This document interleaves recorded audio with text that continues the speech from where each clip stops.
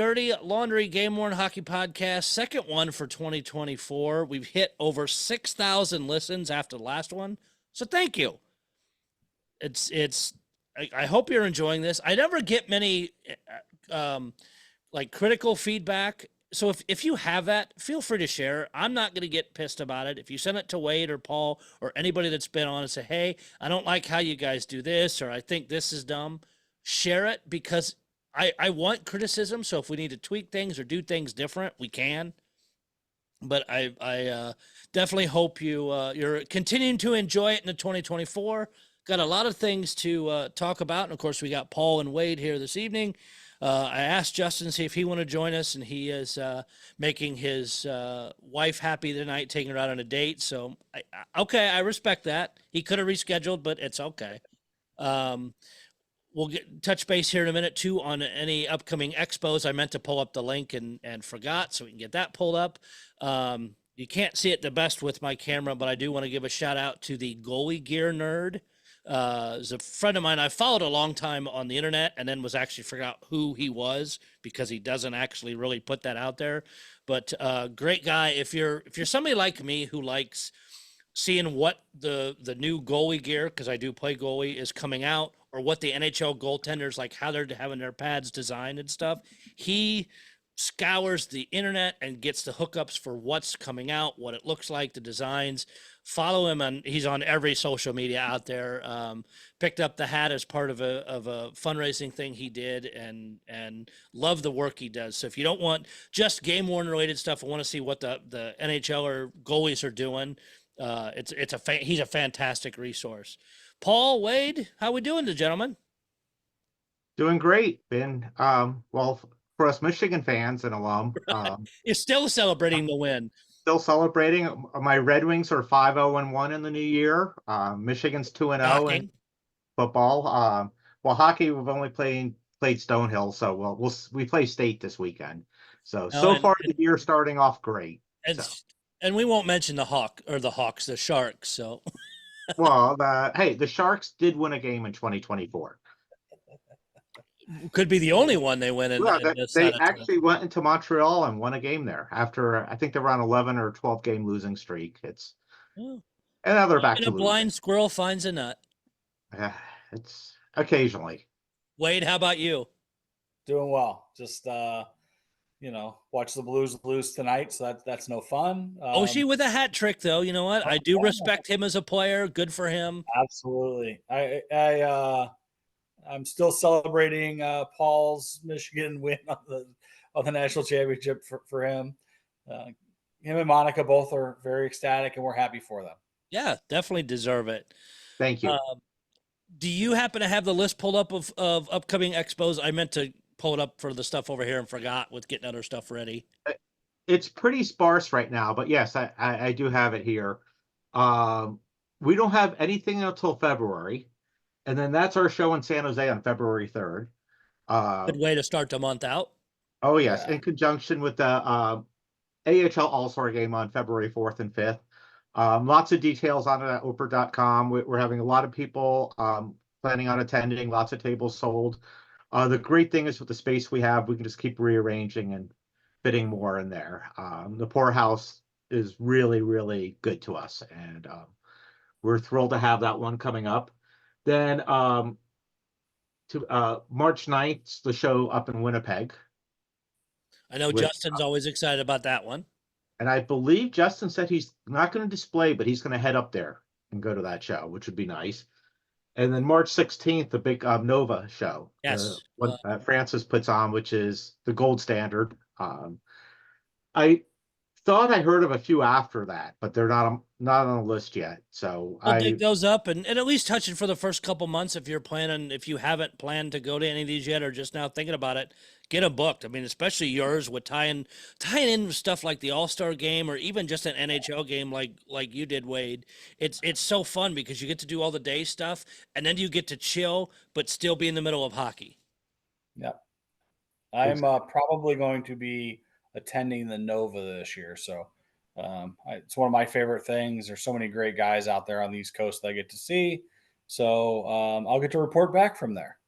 There we go. We'll send you with some recording stuff. You could do a little mini podcast out there. Probably not going to work out very well. so, so some of the other things that and there's just a lot of hit and miss stuff this week, but several things came out just in the last, call it 24 hours. I love minor league teams no matter what the level is because they come up with some really cool stuff. The Chicago Steel announced Saturday, February 17th. They're going off Taylor Swift with the Eras Night, but they're doing eras of the of everything really. They are thing familiar to Swifties, Snakes, A Clock Set to Midnight. They're also going to do some hockey related era stuff, but the jerseys just look super cool. You can see them out at ChicagoSteelHockeyTeam.com. They play in Geneva, Illinois. I used to go up to that rink in Fox Valley to watch the North American Hockey League team they had up there at the time. Cool idea. Yeah. Doc, in your neck of the woods, did you see the ECHL news? Yes, that's on my list also. The Indy Fuel are bringing a yet to be named East Coast Hockey League team to Peoria. Bloomington, Illinois, was a little out of left field surprise. Usually I hear rumblings being close to Bloomington. They have it's called the Grossinger Arena up there, Grossinger Motor Arena, excuse me. I've actually played on that ice. It's a beautiful facility. They've had a UHL team, a USHL team, and an SPHL team, and none of them lasted a real long time. My big concern is how will this team do? You do have in Peoria, less than 30 minutes away, the Peoria Rivermen, which are now SPHL, but they've been in existence for some form of team for 40 plus, almost 40 years. They've had some kind of team in Peoria. IHL, AHL, of course, they have good ownership up there. So I'll be curious to see. I guess the Indy Fuel owner has a decent amount of money. Next week is the press conference on that. I'm hoping then they will put out what the team name is, maybe what the jerseys look like, stuff like that. I know there's a lot of people, Jay Fielder I saw, because I shared it. Some other people shared it online. Jay Fielder commented on it. A lot of people were excited about getting jerseys from there. So we'll see. Once that settles in a little bit, maybe I'll try and reach out to the team so that I can find out. But yet to be named ECHL franchise. Some talk that maybe the Blues it'll become the Blues affiliate. There's a handful of NHL teams I think that don't have an East Coast affiliate. I'm not sure how many, but one of the pages I saw, I think said 2 or 3 teams at least did not have one. So I'll be curious to see how that goes, and maybe we'll talk about it more once they've announced their name and that. Plus, and yeah, I missed this one. I think we may have touched on it before, but Paul just sent us through our chat the Tahoe Night Monsters. This was announced back in November. Now they're starting next season as well. Yeah, 24-25. So they'll do the Bloomington team will start the same time. They'll start. They are starting this fall. So several new teams. I'm sorry, say it again. One team in the Pacific time zone. I think that's correct. I mean, I think Utah's Rocky Mountain time, but sounds right. Yeah. But I'm glad to see some expansion in a league, and I hope it does well. I'm just worried, and for people who don't know anything about Bloomington, Illinois, you see all those annoying ass State Farm commercials. That's where State Farm is located, is in Bloomington. So they have a huge presence for employees there. They have 2 universities in Bloomington, Illinois State University and a smaller private one. Also, the Rivian electric trucks are built there in Bloomington. Mitsubishi had a car plant there years ago that went dormant. Rivian bought it, and now they're building the Rivian trucks there that Amazon and others and private people are buying. So there is a lot of money there. There is a lot of stuff there, but you have a mix between blue collar and white collar. But I hope they're all hockey fans. I'd really like to see this do well. I don't want to see it be here a couple years, fold, and then go away again. Yeah. And it's been, I don't remember what year. The last team we had was USHL, the Central Illinois Flying Aces. Beautiful jerseys, had cool planes on them. Very, very cool stuff, but they only lasted a couple years. I already have looked. It's a 2-hour drive for me to get to where I would need to get to in Bloomington. So it's it'll easy. be a fun, yeah, definitely something I'll be, definitely interested, especially if they ended up with a Blues affiliation. That would be something that would definitely drive me up there. Yeah, that would drive me up there. So the Lightning did an interesting thing today. The Tampa does a pirate festival down there. For anybody that doesn't know, the Gasparilla is a huge thing down there. So they did a special edition Gasparilla jerseys. They are Adidas jerseys. They are and a ton of posts about it. If you're not in the Tampa Bay Game Worn group, you can see pictures in there. And of course, you can also see it on Tampa's website. But at the middle of the neck, it has an Adidas logo, has a real cool pirate skull with the Tampa logo and some swords. The Tampa logo on the shoulders with a pirate ship, black and white, very, very sharp. But sold out within minutes. And of course, a lot of them have now ended up on eBay, different things. But they are AirNet compared to the regular Adidas material. They are marked, size marked, made in Canada, but also no fight straps. These are all blank. There's no players on them, things like that. So I know from the looking in the Tampa Bay page, a lot of people were hoping that they could get lettering done a certain way, things like that. But even though these aren't a game worn jersey, I thought it was interesting because a lot of the game worn people were very, very excited about getting those. And again, the design is cool for a special event, but holy crap. And they only made 1,904 of them.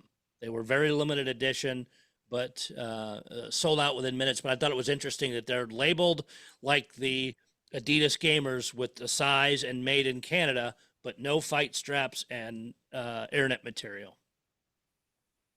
So kind of just an interesting little piece, especially with a lot of gaming collectors excited for that. If you're looking I think it was amazing that Adidas could do such a beautiful jersey with that, and then hit us with those All-Star jerseys. right? Yeah. Wow. Yeah. Some of the best memes and jokes I've seen across the internet with those. Some people compared them to certain Monster energy drink cans that looked almost identical, or bags of Doritos was my favorite. But holy hell. And I think the NHL wants to do some out of the box thinking, but like last year for the game in Florida, they did that Miami Vice kind of thing. I thought those were pretty good, but this looks like it was drawn by a 10-year-old. Of course, it is Justin Bieber's design company, so that says a lot right there. But they're still going to sell well, don't you think? Yeah. At least for the game worn side of things. I mean, on the game worn side, I think that the collectability of those is the game itself. Unfortunately, like the NHL has had some pretty bad misses as far as All-Star jerseys go over the years. But like, I mean, I guess I'm at an age now where I'm probably not the market that they're looking for as far as style and that type of thing. But as far as like hockey purists and whatever, a game in Toronto, you would love to see them do something very traditional. Do something based off the first All-Star game that was in Toronto. Right. Do something that like really sets the tempo for, whatever. I guess it's NHL. It's Adidas' way of saying goodbye to the NHL. Like, here, we're going to leave you with these. We're going to leave you with these turds, Justin Bieber and turds. This is what we're leaving you with. Yeah, Canadian moron. And don't forget that each player will have two, because you don't know which team they're going to be drafted for. So there'll be a lot of game issued ones floating around out there, which is great, but depends on what color you end up with. So I know, I don't know, even the professional, call it more professional than ours, hockey podcasts that cover NHL news across everything, they panned it pretty hard. And again, Yeah. their thinking, Wade, was very similar to yours. With Miami did, or in Florida they did it that style, the Miami Vice style, and those kind of things. Toronto, But stick those in were that still thing. yeah.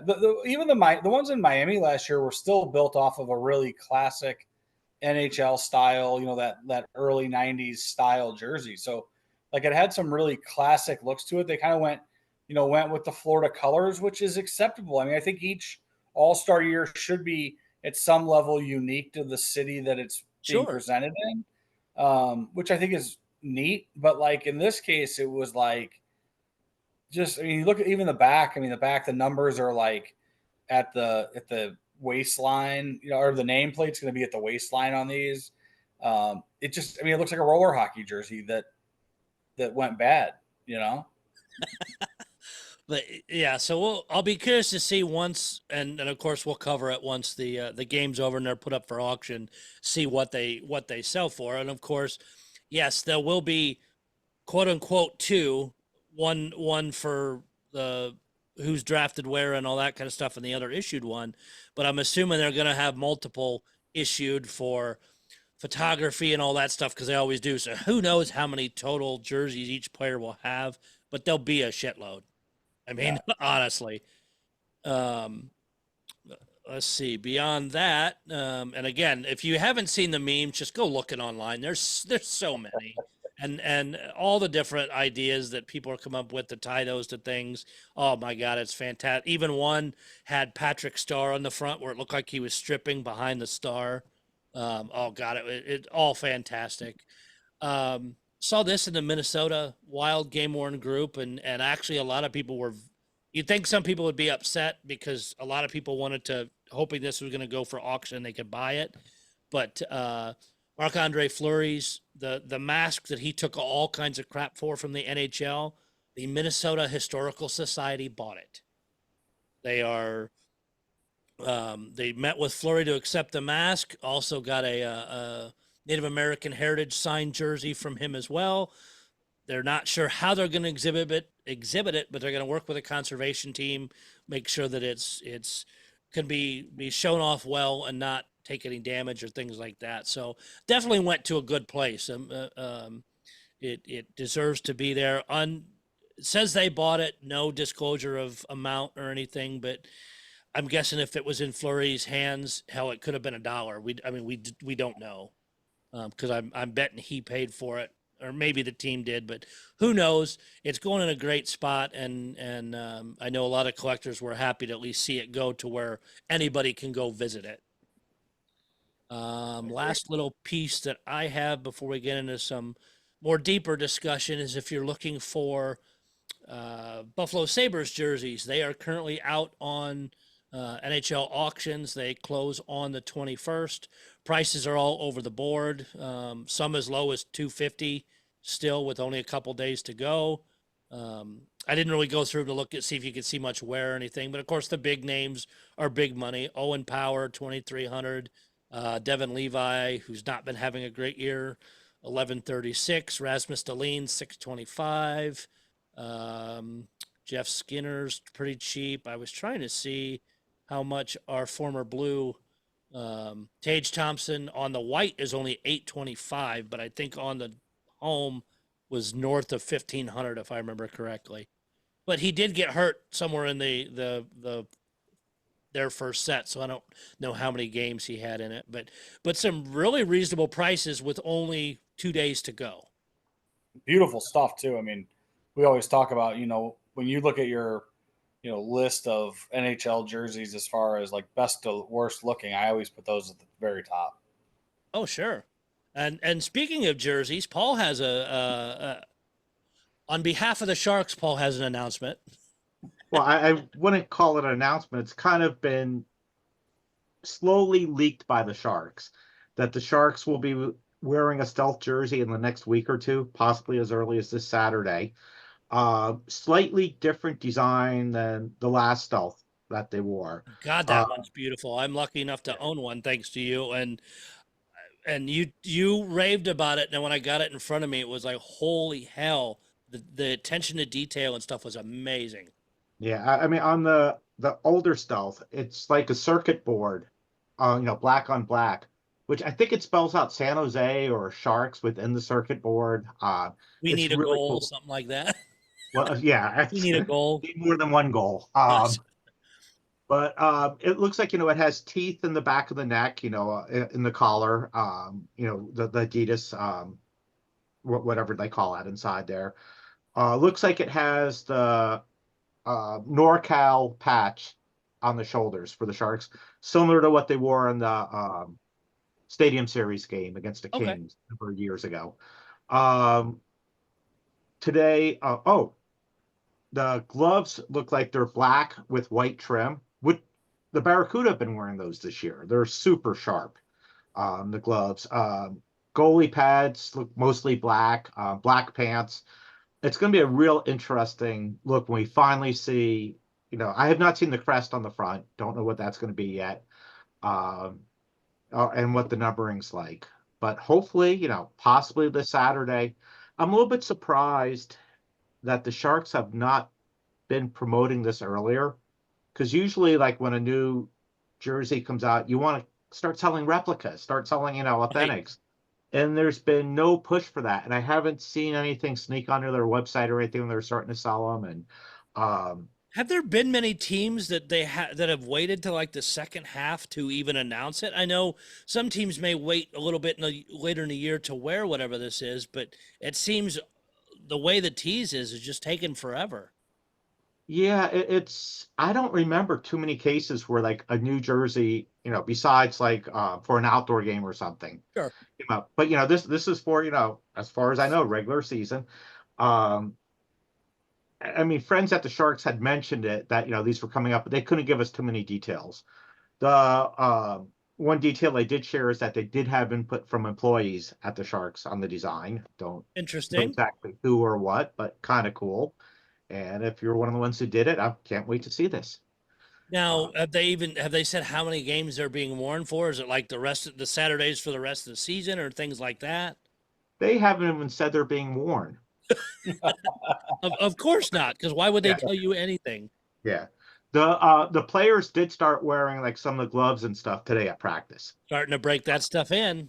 Yeah. So So I'm gonna that's guess where the way they do the players use gloves. I'm gonna guess within another Saturday or two, or they you got wouldn't the think Ducks. you'd want them wearing them too much, but Yeah, you got the Ducks at home this Saturday, Rangers on Thursday. Then I think next Saturday could be the Sabres. I can't remember for sure, but they have Saturday, Thursday, Saturday. So I'd like to think they'll start wearing one of those games. On related news, Thornton announces retirement. yes, a Which, hell of a career. I mean, again, certain players, I don't care what team they played for. If they had that great a career, I mean, good for him. Absolutely. Yeah, it's I'm very happy for them. They're going to be doing. They haven't announced the details yet, but they do a banner raising here. I'm sorry, the Sharks have announced they're retiring his number. I should have said Thornton's kind of already mentioned that he's retiring reluctantly. So that will be sometime next year. We'll have a retirement night for him at one of the Sharks games, and Well, and it'll be curious with that is again not to keep beating a dead horse of warm up jerseys and that, but we'll see if when they do that ceremony if the players wear them on the ice or not. I assume they will. I assume there'll also be a 19 patch on the jerseys, like they did with Marlowe, 12 patch. I know we have the new rule on wearing warm-up jerseys and stuff, but Yeah, so I'll be curious if they actually allow them to be worn on the ice or not. The patches make perfect sense, but we'll have to watch to see what they do with the jerseys. Because if the NHL allows it for that, I think it opens up the door for a lot of hypocrisy. yeah. Has there been a retirement night this year where the players have worn that player's jersey all in warm-up? And again, I don't pay attention to every team, but I don't remember seeing one, at least that popped into my radar. If there is, and you're listening, put it in the comments, because Yeah. I didn't even think to check that before this, but yeah, I Lots know to the keep Marlowe track of. stuff was crazy popular 2 years ago. That stuff, they did a Legends game. They brought back a bunch of the older Sharks players, for a fairly young team. And those jerseys were very popular and sold Oh, I quickly bet. when they were available. I assume if they will do something similar for Thornton, and those should be Oh, very much in demand. maybe talk Thornton into seeing if he could just come back to play this year and help you guys out a little bit. I think you could use all the help you could get. Well, my gut feeling is he would say yes, because I don't think he wanted to retire, but Now, do you see him coming back in a either a coaching or in some kind of role with the team? I would suspect that he will. He's like at almost every Barracuda game, Wow. sitting there in there's a box where some of the coaches sit. He's there almost all the time. Um, I'm assuming he's at the Sharks games, but I don't see him there. Like It's maybe scouting or doing some kind of special consulting. yeah. Because But I expect he'll be involved with the team in some capacity. It's good for yeah. him. And again, uh, uh, fantastic career, and I hate to see guys go out before they truly want to, but just phenomenal. All right, so and we've covered a lot of different ground already, just in touching on different things, but this came up in I think in the main group as a warning slash this is a problem. So Paul, why don't you cover this, because you know it a hell lot better than I do. Yeah, so this is another one of those financial transactions go bad. Someone sold a jersey to someone, PayPal Good and Services, um, shipped the jersey, tracking everything. Jersey got delivered, uh, everything perfectly fine. Then weeks later, PayPal reverses the transaction, and takes the money out of the seller's account, saying that the credit card used to purchase the jersey was stolen. And it's a fraudulent transaction. Now, I understand that's in the PayPal terms of service, that if a invalid source of payment is used, they can come back and take it from you. It just seems awfully harsh to me that as a seller, you don't have that level of protection of from someone purchasing. I mean, we use PayPal because it's easy and we trust them. And in this case, someone is somehow scammed PayPal with a stolen credit card, as far as we know. And now the seller's out the jersey. He's trying to recover it or something. The person he can't find him on Facebook anymore. He's disappeared. Yeah, that And tells me a lot in itself. yeah, he's out the money, he's out the jersey. So, he's out twice. I don't know. I mean, besides going back to checks, and which a lot of people are reluctant to do because, it takes days instead of minutes. Um, I don't have good suggestions on this, and I found it very discouraging that this happened. And I know, and I need to look again because I don't remember off the top of my head. I know a lot of people have gone away from PayPal and gone to Venmo, but I think PayPal owns Venmo now, if I remember correctly. That is correct. Yes. So even though you're ditching one to go to the other, you're going to get screwed with the same problem if this happens. Yeah. I mean, it's funny because I bought just recently bought a jersey through Gray Flannel Auctions, and I know people complain about a lot of the auction houses where you've got to do one of the bank transfer things or go get a cashier's check or thing like that. But at least in a case like that, there's no reversing that. Yeah. I went to my bank, got the money. The bank filled out everything for the cashier's check, the whole bit, gave me a copy of it, threw it in the mail. Yes, it takes several days, and it was over the holidays, so it took me a bit to get the jersey, which fine with. I don't care. But then there's 100% protection of you've sent what will then be is a legit form of payment, hits the bank all good. You're not going to be out of jersey or out money. But it's like back in the olden days. I mean, I remember when eBay first started, you'd send a money order or a cashier's check to pay for whatever. And yes, the electronic payment stuff is phenomenal. I need to look at because my bank offers it. I've not played with it at all. Is Zelle. I know a lot of banks talk about that one, and that would pull right from your account to their account. And unless, and again, not knowing completely how it works, I would think the they were using a fake, a stolen bank account would be a much more rare thing. And again, I don't know what protections Zelle has or anything at all, but I wondered if maybe something like that needs to be looked at. PayPal continues to get worse and worse, unfortunately. Yeah, we just keep hearing more stories, and it might just be because it's used so commonly now, and people have figured out ways to scam on it. I thought Zelle was intended for like friend-to-friend transactions, and there's no buyer's protection or anything.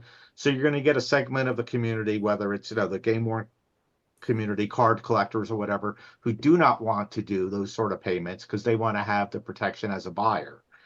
Yeah. And it's for most of us, this is a hobby, and Right. it's we don't want to be out hundreds or thousands of dollars on what really seems like it should be a legitimate deal. When someone's paying with PayPal, I don't think, I've really thought too much. Most people pay with PayPal. It's usually friends and family to me. Right. I don't, whether it's just like I'm picking them up a jersey or, whatever it is. I'm not worried about that in the past. Now I have, a little bit of a reservation, if I don't know you. Yeah. In a lot of cases, and I think we talked about it in the last show with educating new people, is check references. If you're Yeah. even a seller and this person's new to you, if they're buying a game worn jersey, odds in most cases should be that they have some kind of hobby connection. Not Yeah. 100%, but the odds are probably in your favor they do. Maybe go look at their profile, see if they have any common friends of yours, because in the hobby, we're all probably friends on Facebook if you're out there, or say, hey, have you bought game worn jersey before? Are you in any game worn groups? Things like that. So you might be able to kind of trace down, okay, yes, I've not dealt with this person, but I've got confirmation through others. And I think I told that story in the last episode with Jersey going to Hong Kong. I was real unsure, but he's like, "Oh yeah, I bought from him and him and him." Okay, reach out. Yep, perfect transaction. Everything great, no problem. Fine, done. Here you go. So I do that.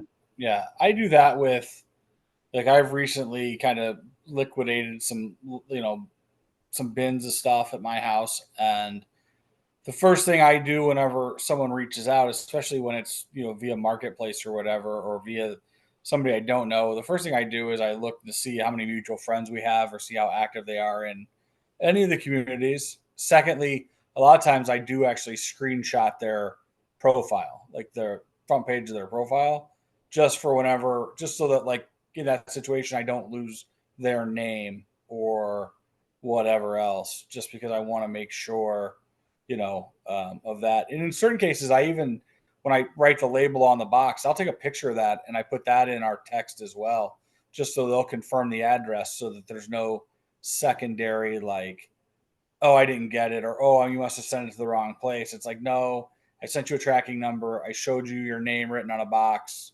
That's where I shipped it to. And honestly, I don't, I will only do it friends and family. And if anybody pushes it's got to be goods and services or other odd things, like I'd rather not deal with the headache on the other end of it.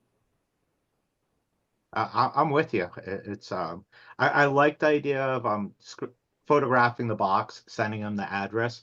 One thing I've started to do, and this is actually to friends who I've known over over a decade at least. I use Pirate Ship now for almost everything. mhm. And Pirate Ship allows you to give, well, I'll do two things. As I'm prepping the label, I'll screenshot it, especially if I'm giving them options how they want it shipped, if it's especially if it's going to Europe or something. So I'll Yeah. screenshot everything which shows the address to how the custom form is set up, what's in it, and what the cost options are. Then, it's a lot faster than just trying to type that up and giving words, can screenshot. Now, when you make your purchase on Pirate Ship, you get the tracking link, whether it's UPS or USPS. Those are the two services they use. And then you also get a share link to the label. So if you create the label, you can copy this link, give it to the other person or anyone, it doesn't really matter. And when they click on it, they'll see the label exactly how it is. So how, Right. so if there's a wrong address or a wrong zip code, which has happened before to people, there's time to correct it. I've been sending a few things to friends in Europe, and it's not always, it hasn't been jerseys lately. It's just been other stuff they needed. Strangely, Pirate Ship is putting my phone number in there instead of theirs. So I've been scratching that out, putting their number in, because sometimes for customs, they need that. They need to call the person. So yeah, we could do a whole show on shipping and folding jerseys. And maybe we'll do that down the road with some education. And when and you got me turned on to Pirate Ship, Paul, using it, and it works great. But at times, I'm at the office and brought stuff and forgot to do it. Yeah, I could sign it at my work computer and do it. Instead, several of our post offices have the self-service computer terminal set up with the scale and the whole bit. And yeah, it costs just a tad bit more than Pirate Ship, but it's also convenient. What's nice with that is because whoever, even like you when I sent you some stuff a week or two ago, went into that, put your house number in and started entering the street, and it filled out the rest, confirming that it was correct. And if it can't find it, it pops up going, the address isn't found or not recognized. So I'm like, if I start entering it, and even if I start to spell it wrong, it finds it. So I'm pretty confident that that's what it is. And then in the case of that, go through the process. It has my stuff stored, because once I put my address in, it's in their database. So I get an emailed receipt. I can then forward on to whoever I've sold stuff to or whatever. But yeah, you get that. It's makes it a little harder to screw up when it's pulling true address database information. Very true. And I'm curious, it crossed my mind as we've been talking about this with the seller that got screwed over by the stolen credit card, is I wonder if it would, and again, not knowing what the value of the jersey or anything is, but maybe file a especially if the person disappeared, file a police report and whatever in the town that the jersey went to. You've got the address, you have a name, maybe white pages or some kind of search like that will give you who's at that address, but maybe file a local theft report with the police there. And again, if it's over a certain value, you get into felonies and stuff with that. Yeah, the last update I have on this is that he's written an email to the police in the local town. So so he's ahead of my thoughts. Yeah, we'll follow up on this in future shows. Hopefully, I mean, I doubt anything comes of it, but hopefully something does. I mean, I hate to see people get screwed out on stuff like this, and Facebook Marketplace is one of those areas where it opens it up to a lot more people not in our bubble. Because I mean, when we post in sales groups, that's that box of, do you want this in Marketplace? And if you're unsure, don't put it there. Yeah. Usually I throw mine across the board, because I have found Blues fans and that aren't in the Blues game worn groups or other game worn groups, but see this player come up, and I do some vetting back and forth, and luckily everyone I've done like that has been fine. But you're right, is PayPal used to seem to be on the seller in a lot of this stuff, and they've really swung away from that. I agree. Yeah, it's, and I'm curious how it would work if this would happen like on eBay. You pay with a credit card on eBay now that they've gotten rid of PayPal as their tied-in system. If a fraudulent credit card is used, who's responsible for that at that point? Is eBay responsible? Are they the merchant?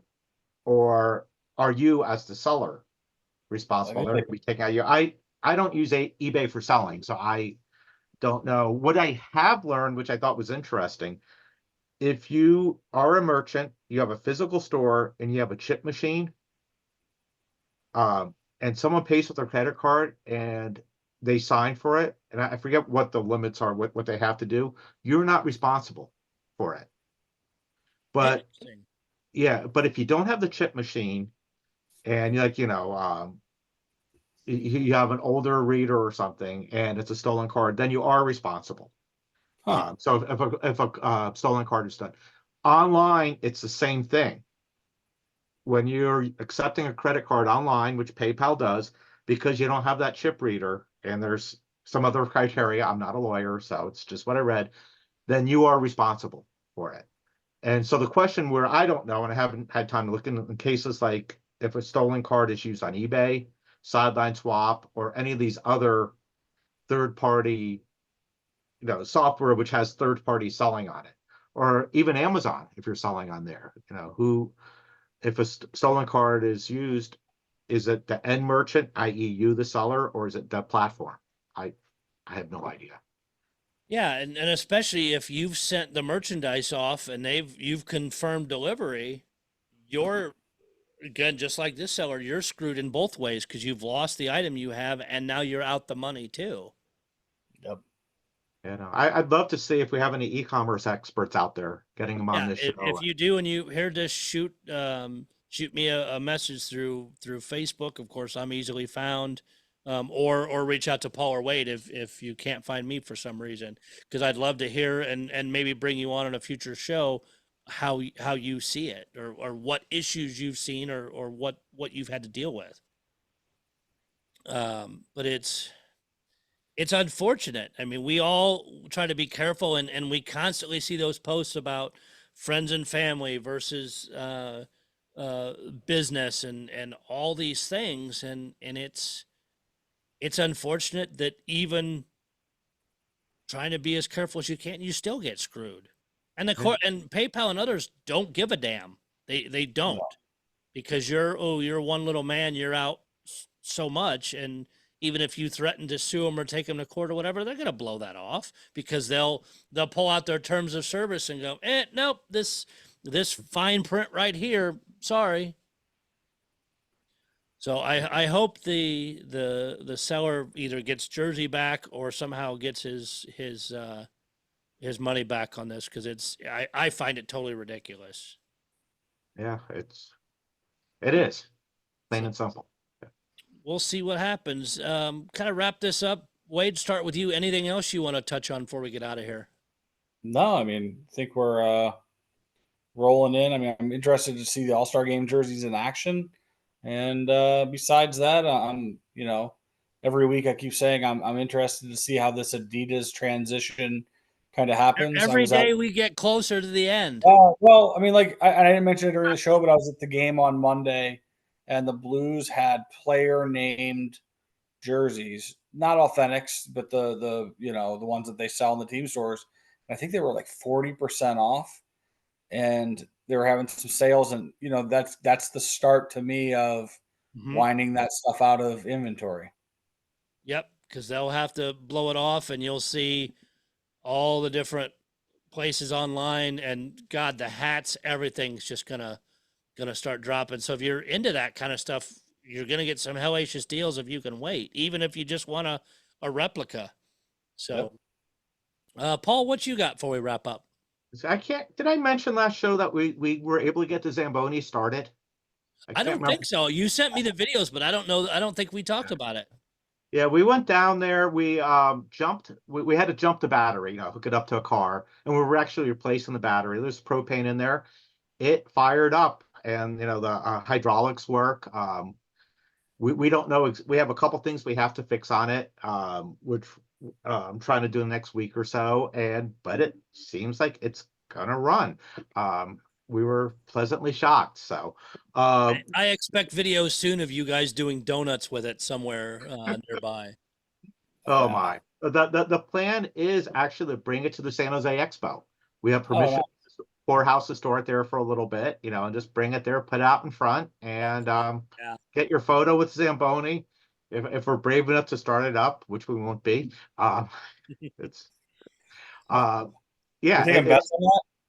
I'm sorry. Taking bets on whether or not Mitch gets so excited he starts right. At least you can run faster than it. It's only 6 miles an hour. Well, they changed the transmission. I don't know how fast this one can go because this one's road ready. I'll be funny if you guys get a speeding ticket on it. Well, I suspect we get a different type of ticket. So we have no idea if AAA will tow us or not. So, I'd be curious, 'cause I know it's like parade ready and stuff. What if it would meet the California requirements for being on the road as a vehicle? What you have to have? so once again, I'm not an attorney. I don't understand a lot of this stuff. I've been told that we can register it with the state of California as a parade vehicle, Okay. which maybe someone made that up. I haven't researched it, so I always, but yeah, it would be absolutely fascinating if we could actually get it to register it like a car or something, and um, God, see, now we can start working on what the license plate would be. well, you did see the Zamboni. I think it was in Mannheim. They put like a V8 engine in it, and it's out on YouTube. I'll see if I find it for later. It's just absolutely impressive what this old Zamboni does. But Yeah, you can. I bet you can do a sheet and ice in a big damn hurry with a V8 too. I yeah, still love. I love everything about the Zamboni. I sent Paul a link to a shirt today from Glass Bangers. I get their ads and I bought some shirts for them. Really cool designs. They had a cute Zamboni one they just released. I actually sent Paul a desktop mini vacuum that is actually a Zamboni. My daughter found one for me, and then I had to go out and buy a bunch more as gifts for people. So Thank you. you drive that along your desk, and even it has the brushes, the whole bit. Looks like a Zamboni, but it'll suck up crumbs off your desk. I keep mine at the office. Imagine that. Well, on that note, gentlemen, we got a lot of things in the hopper for guests coming up. I've finally, because we're past the new year, reach out to the gentleman in Boston, trying to actually schedule a time, see if he can now come on the air to talk to me. I've not heard back as of yet. Of course, I know they've been stupid busy, but hopefully, if I don't hear from him in the next couple weeks, I'll follow up again just to kind of do some things and trying to get track down a few players that may be interested. And I know we have some other guests that have reached out that we're working on soon that want to talk about their team or their collection or things that's going on in the hobby. So we got a lot of things up and coming. So again, gonna be a fun ride, but another show in the books, gentlemen. It was, as always, it was fun. We appreciate all the listens. If you are listening to the show and haven't given us a like or a follow on whatever way you listen to this, please do. Like I said, hit over 6,000 listens after the last show. I love to see that. Again, we're not out here to make money or do anything like that. It's fun. It makes the hobby even more fun, but we just appreciate people taking time and listening. Like I said, if you have suggestions, you want to see about coming on at some point to discuss something with the hobby you're collecting, whatever it is, feel free to reach out. We don't, there's so many of you, and if you have certain stories or things like that, we'd love to have you on. So thanks so much. We'll see you back next one.